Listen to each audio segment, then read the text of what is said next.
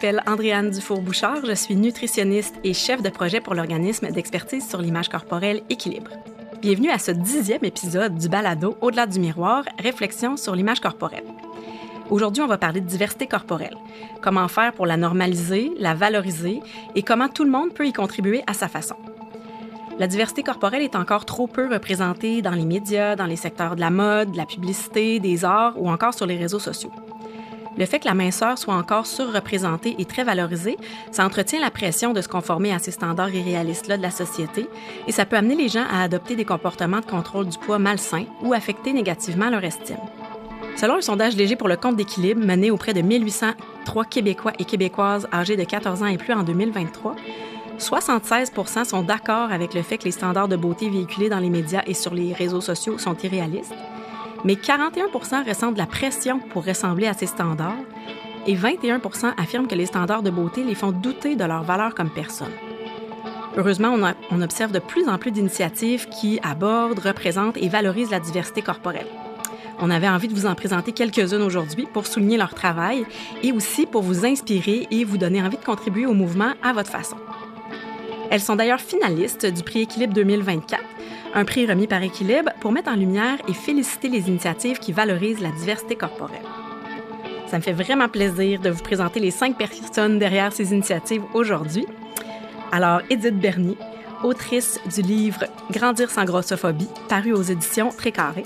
Jessica Brodeur, pour les contenus de son compte Instagram Jess Brodfit. Marion Desjardins, pour l'exposition Gros Grosse. Camille Forquerio, derrière la marque de vêtements Mimi & Auguste. Et Carmen Rachitanu, réalisatrice de la série web Poignée d'amour, produite par Urbania. Alors, je suis vraiment contente de pouvoir discuter avec vous aujourd'hui. Merci beaucoup d'avoir accepté notre invitation. Merci. Merci à toi. Merci pour cette belle opportunité.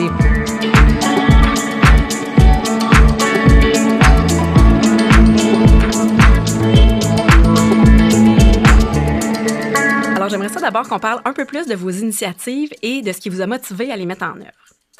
On aborde de plus en plus la difficulté qu'ont les personnes grosses à trouver des vêtements à leur taille dans les magasins réguliers. Camille, avec votre marque de vêtements Mimi & Auguste, on comprend que la diversité dans votre compagnie va au-delà d'une offre de taille inclusive. Vous avez aussi fait le choix de faire porter les vêtements non pas par des mannequins professionnels, mais parce que vous nommez des vrais corps qui sont des gens de votre entourage. Peux-tu nous dire pourquoi c'est important pour vous? Bien, en fait, au départ, ça s'est fait un peu naturellement. Je pense qu'on avait parce que nous, on œuvre principalement avec les maillots de bain. Donc, on avait quand même la demande pour des tailles, des tailles plus, puis plus de taille. Puis, en même temps, nous, on voulait vraiment comme naturellement offrir plus de taille parce qu'on trouvait que c'était normal, puis que c'était, tout le monde devait être inclus surtout pour des maillots de bain. C'est assez difficile, puis c'est assez compliqué pour certaines personnes de se trouver des maillots de bain, ou juste d'aller essayer des maillots de bain. Donc, on voulait rendre ça plus confortable, plus naturel, puis plus inclusif, là, justement. Donc, ça s'est fait quand même naturellement, puis au final, on s'est retrouvés à créer une campagne qui s'appelle Bibimi, puis avec de nos clients, de notre entourage, du bouche à oreille, toutes sortes de filles qui ont appliqué à ça pour pouvoir poser pour nos maillots de bain.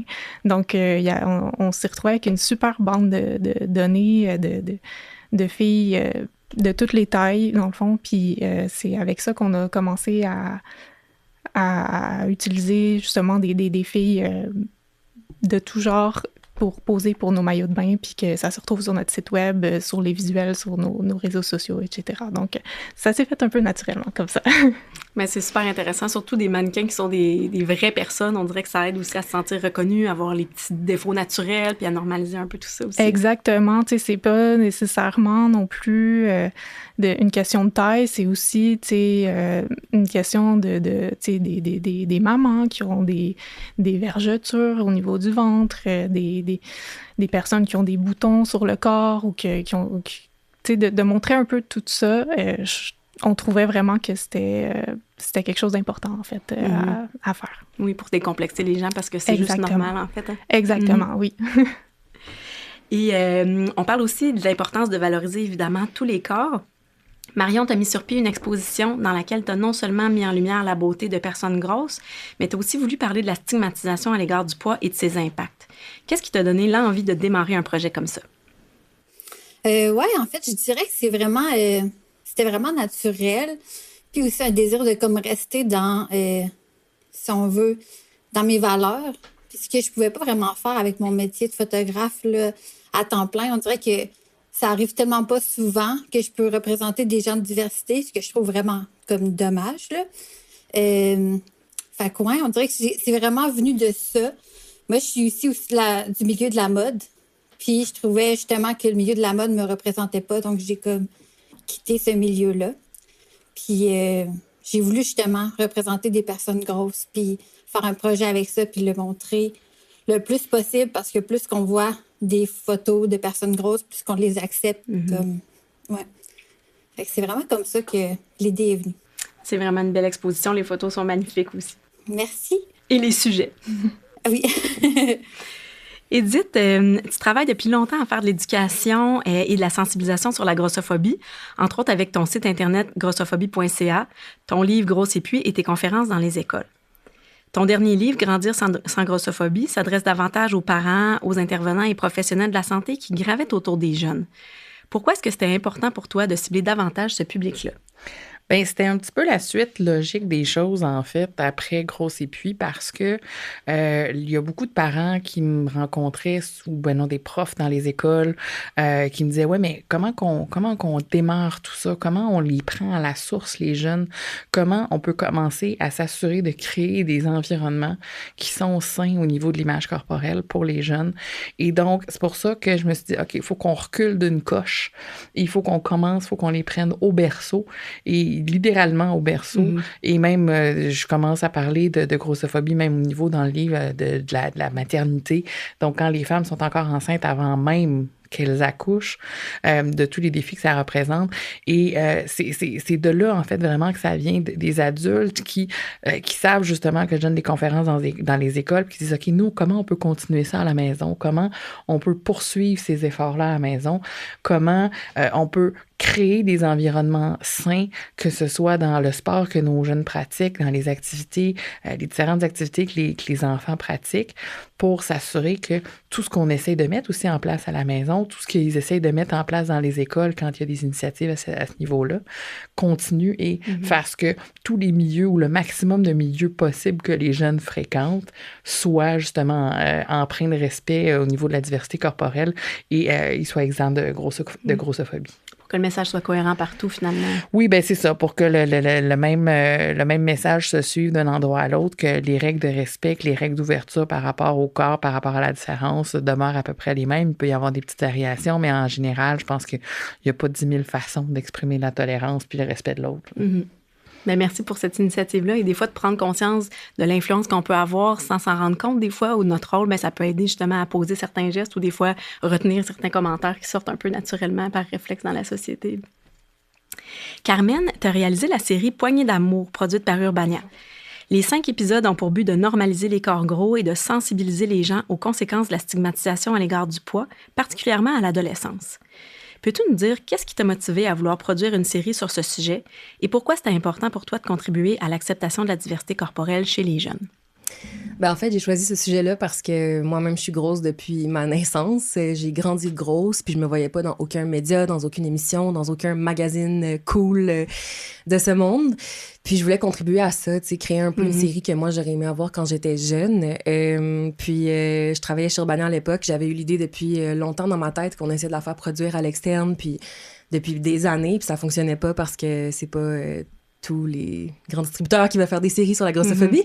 Puis je parlais avec Phil Lamar d'Urbania, puis il m'a dit « Hey, dans vie, tu devrais vraiment réaliser ce que tu aurais envie d'écouter. » Puis j'ai réalisé ce que j'avais envie d'écouter. J'ai fait une série sur la grossophobie pour les jeunes, mais c'est vraiment un hommage à moi quand j'étais ado.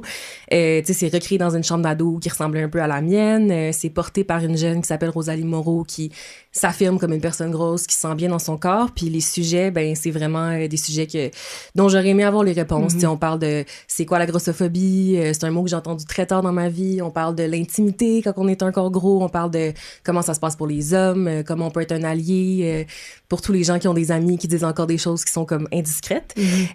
Fait que je me suis vraiment gâtée dans des sujets que j'aurais aimé avoir plus jeune. Puis ça, c'est vraiment...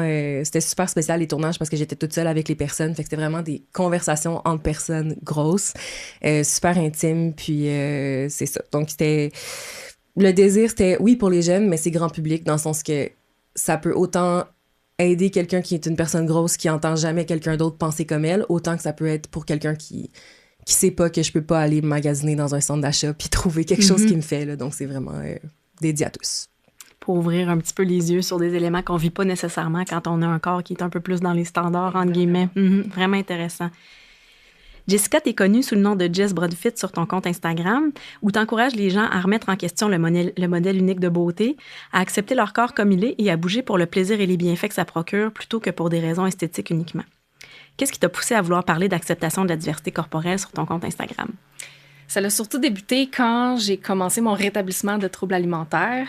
On s'entend qu'avant ça, j'ai contribué à la culture des diètes avec le monde du fitness, mes changements corporels.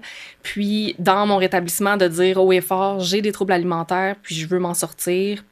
Puis ça a débuté comme ça, tout simplement. Je voulais juste le dire, le partager, puis le crier haut et fort, finalement. Puis, à travers ce cheminement-là, j'ai commencé à travailler sur mon image corporelle pour qu'elle devienne un peu plus positive, ce qui est un travail immense quand on se sort de troubles alimentaires puis des standards de beauté. Puis, ça a été dans mon propre cheminement, finalement, de mettre en lumière mon propre corps qui changeait, l'acceptation qui devait venir avec tout ça, que ce soit de faire des zooms de certaines parties de mon corps, de vergetures, de défauts, entre guillemets, qu'on dit qu'on a des défauts, finalement, mais ça fait partie tout de nos corps, que je me suis rendu compte que ça faisait du bien autour de moi, ça me faisait du bien à moi, totalement. Puis en partageant un peu ce que je vivais à travers les changements corporels que je vivais, ben je me suis rendu compte que ça l'avait... ça l'inspirait des personnes au fil du temps. Puis c'est à travers tout ça, finalement, que tout le monde me suivit à travers mon propre cheminement, puis d'évoluer à travers ça. Super intéressant. Puis c'est vrai, tu parles de défaut, moi aussi, spontanément, c'est le terme qui m'est venu tantôt, mais tu sais, je pense qu'on devrait apprendre à juste trouver que c'est une caractéristique, mais c'est des choses comme ça à déconstruire. Puis je pense que toutes les initiatives y contribuent, chacune à leur façon. Des projets comme les vôtres, ça aide justement plusieurs personnes à se reconnaître ou à se sentir reconnues, vous l'avez dit vous-même. J'aimerais savoir, est-ce qu'il y a un moment précis où vous avez réalisé justement l'impact de votre initiative? J'aimerais ça, si tu voulais continuer là-dessus, Jessica. Oui, ben en fait, je m'en suis rendu... C'est long avant de m'en rendre compte de l'impact que ça l'a eu, mais c'est surtout quand j'ai commencé à recevoir des messages via ma page Instagram que ma communauté a commencé à grandir tranquillement, puis d'avoir des partages, d'avoir des confidences des gens, puis qu'ils me nomment à quel point je leur faisais du bien ou que j'avais changé peut-être une façon de penser, une façon de se voir elle-même ou tout simplement de juste aller chercher de l'aide, que les gens pouvaient voir qu'elles avaient soit des troubles alimentaires, une image corporelle qui était plus négative, puis de dire, ben je suis tannée de tout ça, puis je veux aller mieux, je veux me sentir mieux, je suis tannée des standards de beauté, je suis tannée d'avoir cette pression-là de la société. Donc, c'est vraiment avec les partages des gens que je reçois encore quotidiennement. Puis à chaque fois, moi, je le prends pas pour acquis. À chaque fois, j'en reviens pas encore de cet impact-là, puis de me dire, ben mon Dieu, j'ai fait la différence à cette personne-là, aussi petite soit-il. Puis autant que ce soit des personnes qui le vivent elles-mêmes ou pour un proche. Donc, même des mamans qui me confient que là, maintenant, elles peuvent comprendre leur ado, de mettre des mots puis aller chercher de l'aide, de comment aborder ça. C'est vraiment là que j'ai vu l'impact que ça peut donner puis que ça fait une différence de porter ce message-là. Et toi, Camille, avec la marque Mimi et Auguste, ça a été quoi l'impact que tu as réalisé de ton projet? Oui, bien, un peu comme Jessica ici, c'est vraiment comme les témoignages de clientes qui nous écrivent, vraiment, qui nous amènent quasiment à pleurer là, quand on les lit. Là, c'est incroyable. Nous, dans le cas des maillots de bain, ben c'est vraiment comme ça fait de la différence, genre d'une femme, par exemple, qui se baignait pas du tout avec ses enfants ou peu importe, juste aller à la plage puis avoir du plaisir à y aller finalement. Donc, c'est vraiment comme les témoignages qui fait qu'on réalise, puis même comme Jessica, on réalise pas tant que ça, là, tout le temps, là, ça nous reprend on est tout le temps derrière notre ordi puis tout ça, on travaille, mais genre d'avoir des témoignages comme ça nous ramène un peu à la réalité, puis dire comme, OK, ça a vraiment un impact, qu'est-ce qu'on fait au quotidien. Là. Ça redonne du sens à notre travail Ça aussi. fait du sens, oui, c'est ça, exactement. Justement, pour plusieurs personnes, vous êtes des sources d'inspiration. On en parle aujourd'hui pour inspirer les gens. J'étais curieuse de savoir aussi s'il y a d'autres personnes ou d'autres projets qui vous ont inspiré, vous, ou qui vous inspirent encore en ce moment. Edith, est-ce que tu as des sources d'inspiration à nous partager? Je dois te dire, j'ai un gros woman crush pour Renée Wilkin, la chanteuse québécoise, qui est d'une énergie, d'un talent qui est hyper sympathique, qui est hyper accessible, qui donne envie de monter sur un stage et de chanter, peu importe. Bon, elle a du talent, c'est ça la différence. Elle sait chanter, mais elle n'a pas peur de mettre de l'avant le corps qu'elle a, de mettre de l'avant les courbes qu'elle a, peu importe si elles sont parfaites ou pas aux yeux des gens. Elle n'a pas peur d'aller se mettre en jeu, de se mettre en danger. Et ça, je trouve ça d'une inspiration totale.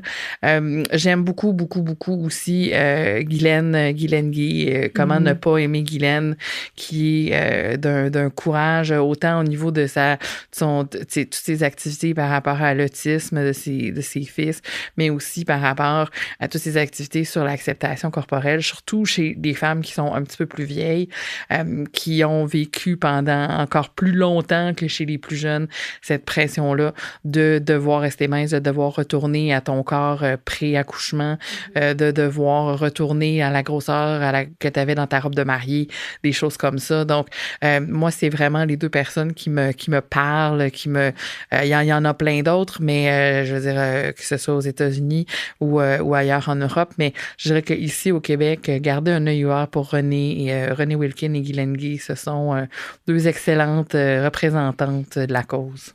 Vraiment. Et toi, Carmen, qui sont tes sources d'inspiration? Il y en a plusieurs, mais surtout les autres personnes de la communauté grosse. On a un groupe privé qui s'appelle The Fat Squad où les gens vont publier des questions comme savez-vous s'il y a des raquettes qui peuvent soutenir mon poids? Ça fait tellement du bien, puis c'est tellement inspirant de voir d'autres gens avoir les mêmes struggles que toi, puis d'oser les nommer, que c'est comme à travers cette petite communauté-là que je pense que je me retrouve le plus. Sinon, la première fois que j'ai entendu le mot grossophobie, ça venait de Gabrielle Lisa-Collard de 10 octobre. Donc pour moi, c'est une grande inspiration, puis c'est la personne qui m'a beaucoup aidée à m'affirmer dans mon corps.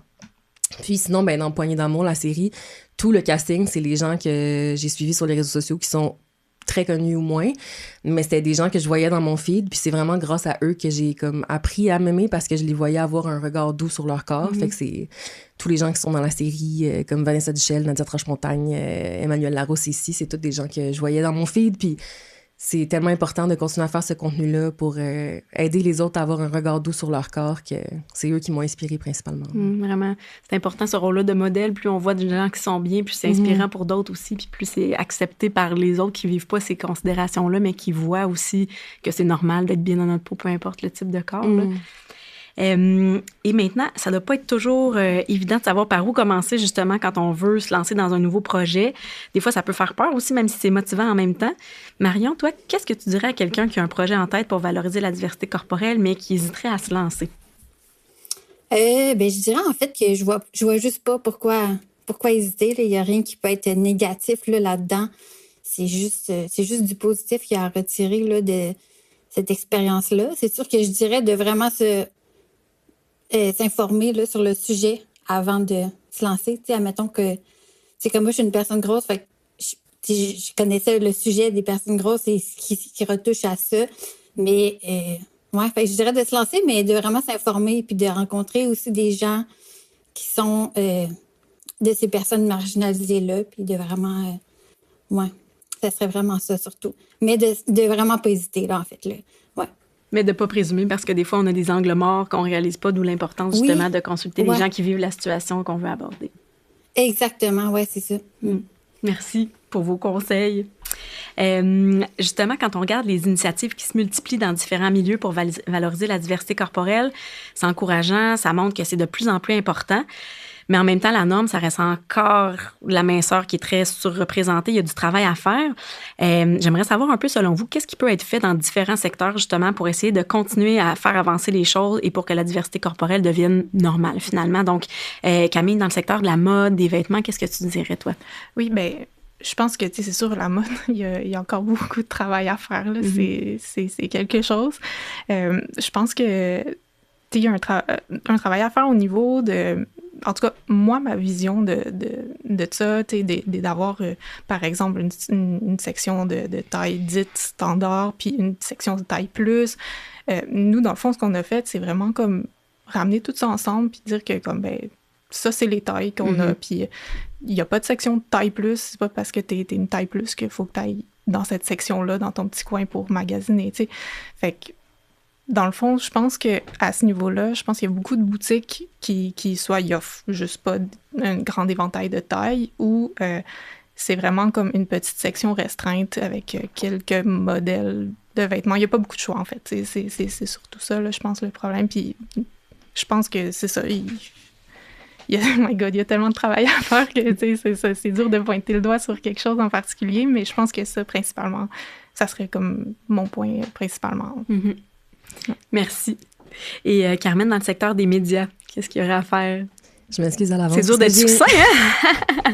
Je m'excuse à l'avance parce que j'ai une longue liste d'idées pour le secteur des médias, mais premièrement, je veux juste le nommer, là, qu'en ce moment, il y a une grande crise médiatique au Québec. On les voit de plus en plus, les médias fermés à tour. Donc, je dirais de continuer d'exister puis de continuer à faire du contenu. C'est tellement important.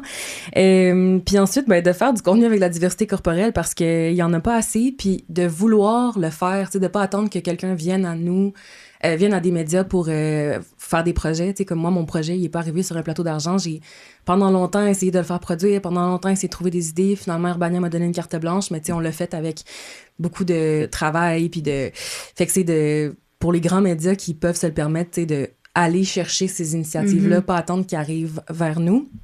Puis d'avoir envie de le faire, de créer cet espace-là. Puis ben se demander si on le fait aussi pour les bonnes raisons. T'sais, est-ce qu'on le fait pour cocher une case de diversité corporelle? Est-ce qu'on le fait pour devenir viral? Parce que oui, des fois, il y a des gens qui vont publier des articles avec des photos de personnes grosses, puis ça va susciter plein de réactions. Mais c'est ça, faut se demander si on le fait pour les bonnes raisons. Puis, faut aussi s'assurer de bien représenter les personnes grosses parce que c'est-tu juste pour propager des stéréotypes de paresse ou de malbouffe ou de gens qui sont pas capables d'être en amour. Puis aussi, il faut pas oublier qu'il y a un grand spectre. Tu sais, souvent, on va voir des femmes rondes ou des tailles 16, tu sais, mais ça va jusqu'à 26, 28. Tu sais, il faut voir le spectre de la grosseur. C'est super important. On le voit pas assez, ça, je pense. Puis, ben aussi, tu sais, d'avoir quelqu'un dans l'équipe qui fait partie de la diversité corporelle, ça, je pense que c'est très important, tu sais, ou ne serait-ce que quelqu'un qui fait de la consultation dans l'équipe pour ça, tu sais, pour bien accompagner la personne, pour s'assurer qu'on a traité le sujet comme il faut. Puis c'est ça. Sinon aussi, ben, surveiller les commentaires parce qu'on le voit souvent dans les articles, les gens, tu sais, il faut protéger les gens qui osent donner une voix à ça puis qui osent se mettre en scène, donc ça vient aussi avec la modération des commentaires en ligne. Puis voilà. Sinon, tu sais, je voulais juste le rappeler qu'en ce moment, il y a la loi C-18 dans les médias qui fait qu'on peut plus avoir accès à nos médias nulle part en ligne. Par exemple, Poignée d'amour, elle n'existe pas sur les réseaux sociaux. Fait que, il y en a du contenu qui existe, c'est juste qu'il faut s'abonner aux infolettes puis contrer Meta. Donc, j'invite les gens à aller chercher l'information parce que en ce moment, sur les réseaux sociaux, il n'y a aucune information qui est filtrée par des gens qui font de la vérification de faits. Donc, c'est important de le rappeler puis de continuer à encourager nos médias.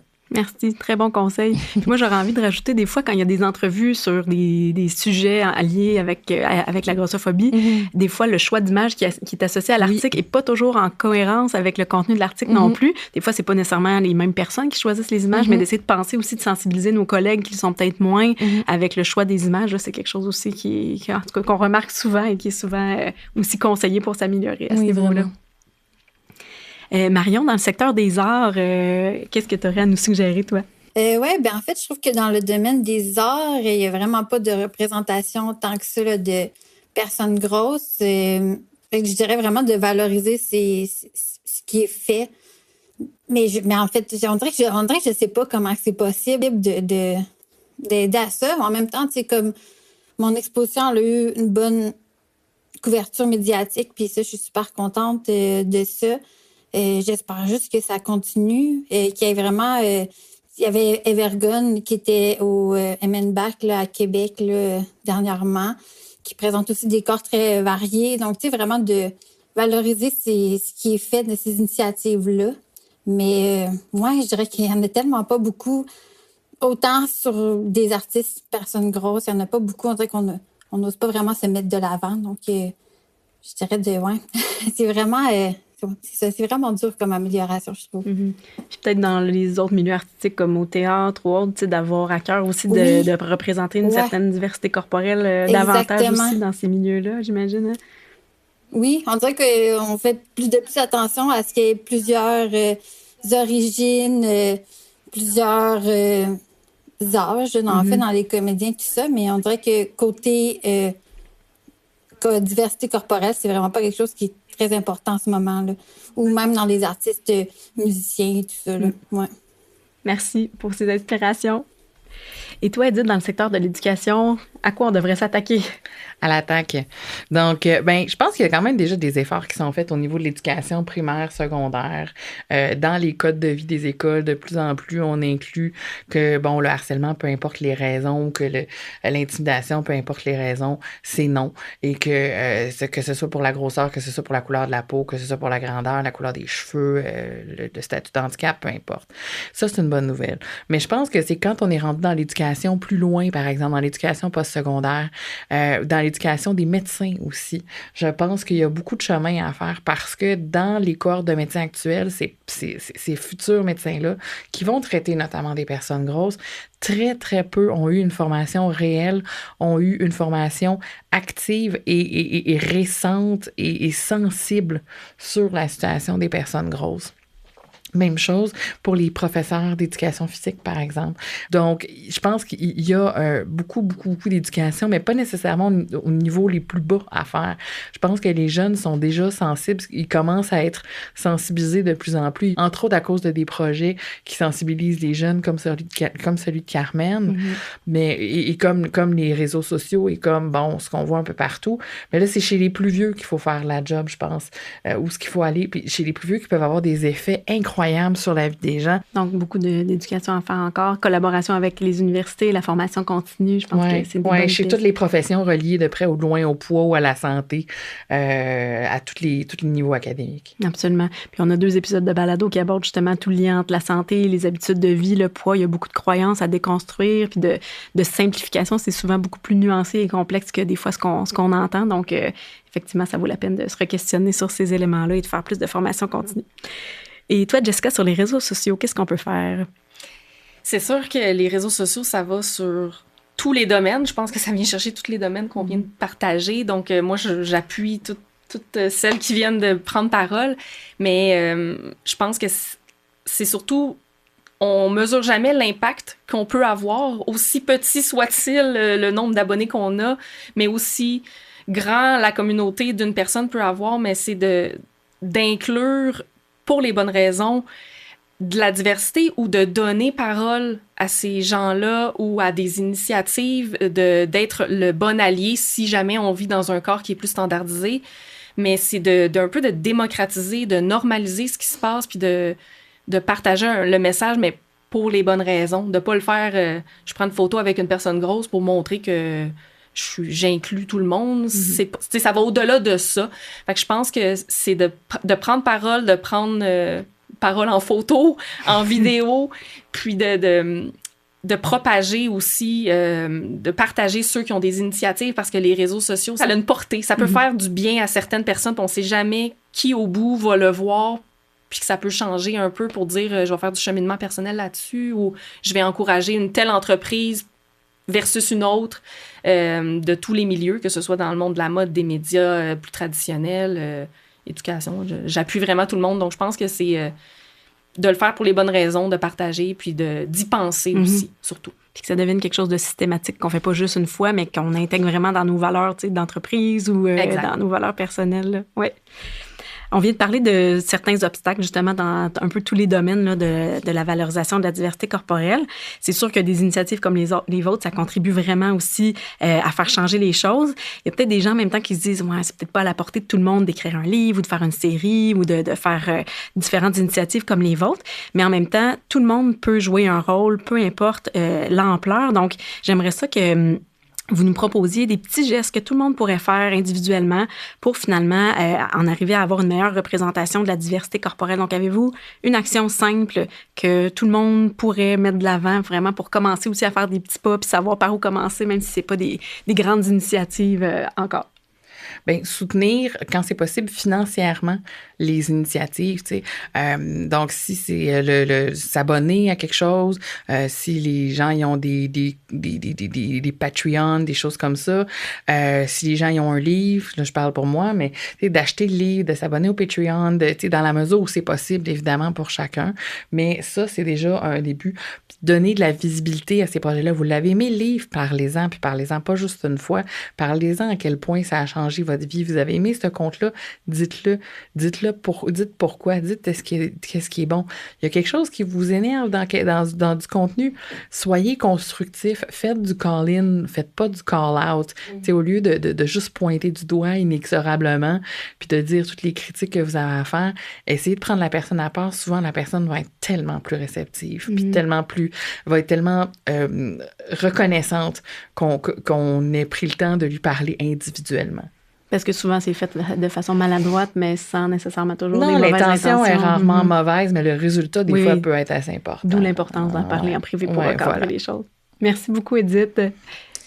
Ben moi, je dirais, pour quelqu'un qui a un feed très mince ou très blanc, ben c'est juste de le diversifier, de suivre des gens différents, parce que c'est en voyant ces gens-là qu'on normalise tous les corps, en fait, c'est en le voyant tous les jours, parce que on n'est pas habitué d'en voir partout, de moins en moins, donc ben c'est ça, c'est de diversifier son feed, puis surtout avec les jeunes, c'est de reconnaître quand quelqu'un dit quelque chose au souper qui passe pas, quand un jeune a un commentaire par rapport à son corps à lui ou par rapport au corps de l'autre, de le nommer, ça, de pas avoir peur de le dire. Puis aussi pour les jeunes, puis pour les personnes qui sont grosses ou différentes, tu sais, de se lever puis d'exister. Tu sais, moi, je me suis tellement retenue longtemps à comme pas prendre de photos de moi, à pas publier, à pas parler de moi, à pas vouloir faire de projets là-dessus, mais c'est d'exister, c'est de prendre la place qui nous est due, puis ça prend une énergie de le faire, mais c'est en le faisant, puis en se permettant de faire des choses comme tout le monde qu'on normalise les corps différents, en fait, là. Donc c'est vraiment, c'est ça. Faut exister, puis faut avoir l'énergie de le faire, je pense. Merci, c'est très inspirant. Et toi, Camille? Ben moi, j'avais un peu dans le même sens que Carmen, j'avais le goût de ramener ça un peu à soi-même, puis de se dire que parfois, tu sais, on est peut-être un peu dur avec soi-même, puis que, tu sais, c'est juste d'avoir une pensée positive par rapport à son corps, ou, tu sais, de juste, je sais pas comment le formuler exactement, là, mais, tu sais, un peu de self-love, un peu, là, de juste penser que, tu sais, on est bien comme on est, finalement, puis que je sais que c'est difficile à faire, puis, tu sais, ça prend du temps, mais je pense que j'ai envie de le ramener un peu au self-love, entre guillemets, puis des pensées positives. Je pense que ça peut parfois être positif. Oui, vraiment.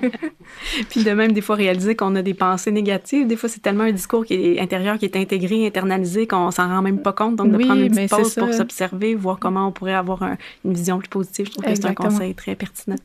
Merci beaucoup. Et toi, Jessica, sur les réseaux sociaux? Je pense que c'est...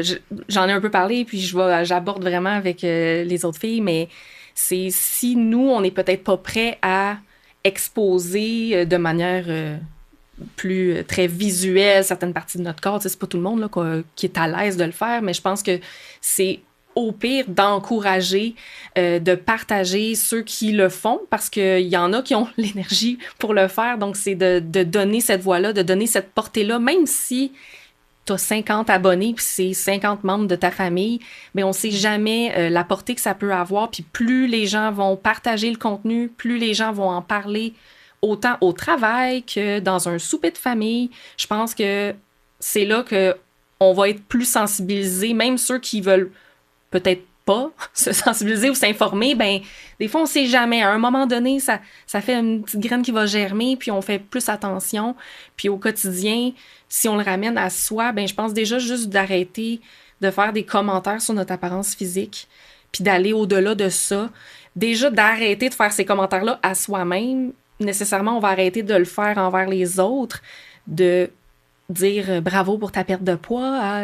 Tu sais, déjà, de le faire, ça va faire un énorme changement, puis c'est pas quelque chose qui se fait naturellement. Ça fait que c'est quand même un gros travail, mais je pense que de faire ces petites actions-là au quotidien là, peut faire une très grande différence. Vraiment. Je trouve que les commentaires, c'est quelque chose de très tangible, tu sais, d'avoir le réflexe de commenter autrement, autant en personne que sur les réseaux sociaux. Des fois, c'est tellement un réflexe naturel, mais de ne pas dire quelque chose, c'est vraiment aussi quelque chose qui peut aider à faire changer cette acceptation-là de la diversité corporelle. corporelle et d'essayer de développer le réflexe de commenter d'autres choses. Ça aussi, ça demande une espèce d'effort conscient de commenter les réalisations, les succès, les qualités des personnes, puis de mettre des fois des photos sur les réseaux sociaux de nous qui permettent de commenter autre chose que juste notre apparence. Donc, des fois, c'est des tout petits gestes comme ça qu'on réalise pas au quotidien, mais qui peuvent quand même, dans l'univers des réseaux sociaux, si tout le monde s'y met, essayer de tranquillement faire changer les choses. On sait aussi que l'activité physique, la façon de bouger, c'est souvent en lien avec le contrôle du poids, essayer de contrôler, sculpter notre corps, etc. Donc, j'aimerais ça aussi t'entendre, toi, comme tu as un côté très activité physique, qu'est-ce que tu aurais envie de donner comme conseil aux gens, soit qui sont des coachs, des entraîneurs, ou encore une fois, la façon dont les gens bougent et l'intention ou la relation avec l'activité physique. Je pense que c'est un conseil qui peut permettre aussi de faire changer les choses pour beaucoup de gens. Oui, dans le fond, moi, je suis entraîneur majoritairement de cours de groupe, puis mon message, c'est toujours dans la bienveillance, l'inclusion de tous les corps. Pour avoir vécu un corps qui change, le mouvement est pas le même. Quand on a un corps mince, puis après ça, qu'on a un corps plus gros, le mouvement n'est pas le même, l'adaptation de certains mouvements. Et c'est pas, premièrement, tous les entraîneurs ou tous les coachs ou toutes les plateformes d'entraînement et d'activité physique qui vont penser à ça. Parce que pour une personne plus standardisée, plus mince, ben c'est naturel de faire un tel mouvement, mais une personne grosse ne va pas se lever de la même manière, va avoir certaines façons de bouger où le ventre va empêcher une certaine amplitude de mouvement. Donc, je pense que c'est d'aller rejoindre des plateformes ou des coachs ou des mouvements d'activité physique qui pensent à cette diversité corporelle-là qui, au final, c'est super commun pour tout le monde, puis d'encourager les entreprises qui vont mettre de l'avant l'inclusion de tous les corps, qui vont penser à le nommer, à donner des options, à comprendre la réalité des autres. Puis si on l'a pas vécu nous-mêmes, ben c'est justement de s'informer en demandant aussi comment toi tu bouges pour faire tel mouvement, ou de regarder certaines personnes, de prendre le temps. Moi, c'est comme ça que je le fais dans mes cours de groupe.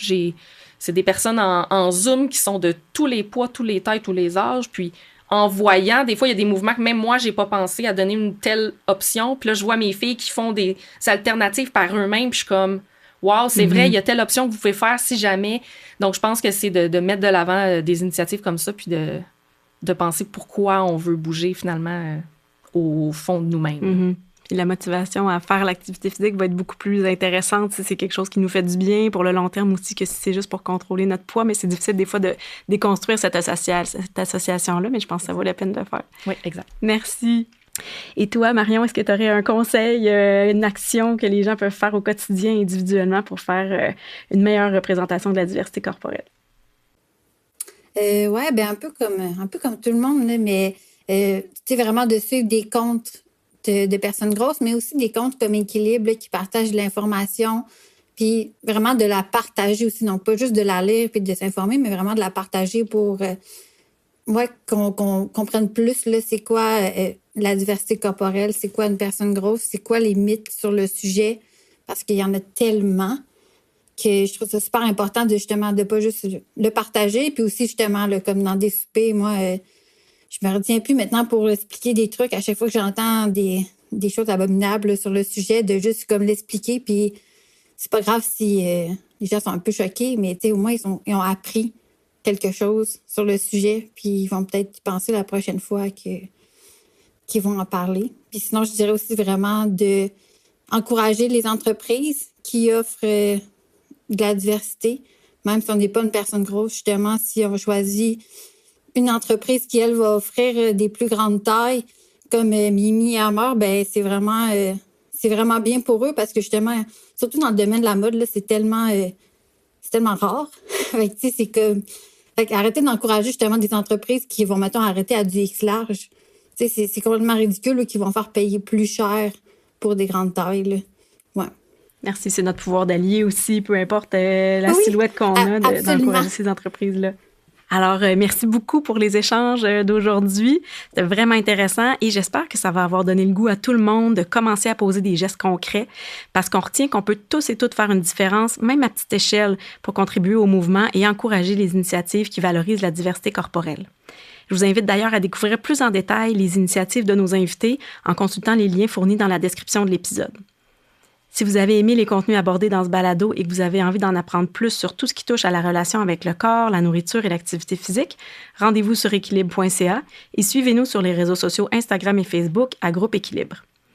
Merci à Virage Sonore pour l'enregistrement, le montage, le mixage et la composition musicale du balado. La présentation de ce balado est rendue possible grâce à la collaboration et à l'appui financier du gouvernement du Québec.